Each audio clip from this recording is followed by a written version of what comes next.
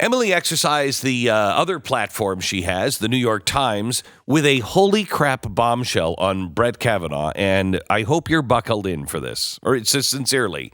The allegations are horrifying. You'd ask yourself, what could be worse than attempted rape, Glenn? Well, gang rape. Yeah, but what could be worse than gang rape? Well, here we go. Emily in the New York Times reported that in September of 1985, Brett Kavanaugh threw a glass of ice at somebody. Yes, I'm sorry if this is a triggering event for you, if you're all of a sudden like, you remember somebody coming at you, Jack Frost, trying to stab you with the icicles. I get it. I'm sorry I had to bring this up. The New York Times is reporting on ice throwing. Now, I heard this story originally from the New York Times. I listened to a podcast, The Daily, which I don't recommend. I listened to it so you don't have to. But I listened to it this morning, and in that report, and he went to jail. And I thought, he went to jail? You'd think that would have come up. No, he didn't go to jail. There were no arrests made. The charges were not filed. Nothing. Neither of those things happened. Police were called because they got into a fight, and the police said, okay, all right, knock it off. Now go home. Oh, well, we can't have somebody like that on the Supreme Court, can we?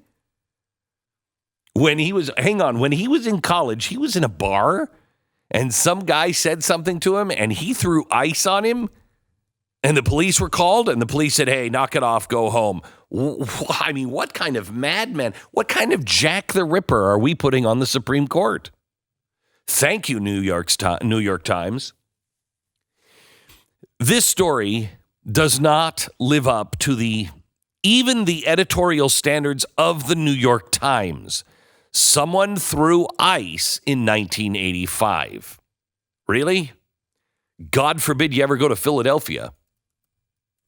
Now, Emily, the writer of this story, her tweets make it obvious that she's opinionated against Brett Kavanaugh. So now the New York Times has been caught publishing a supposed journalist being an activist. And this is not a mistake.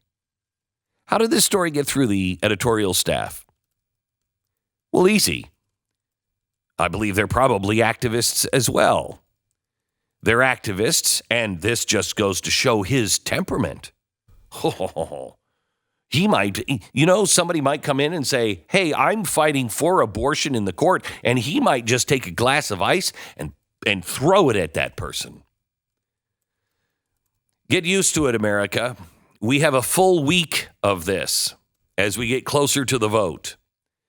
The ridiculousness escalates to a full-on clown show probably by this afternoon.